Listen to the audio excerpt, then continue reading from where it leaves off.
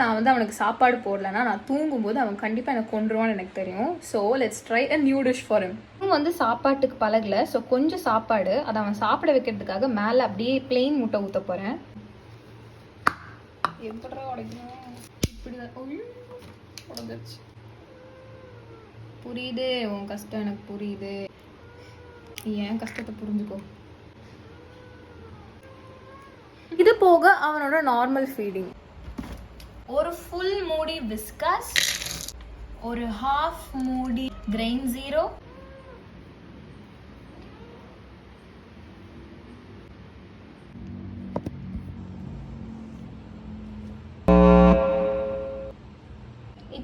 eat some egg first.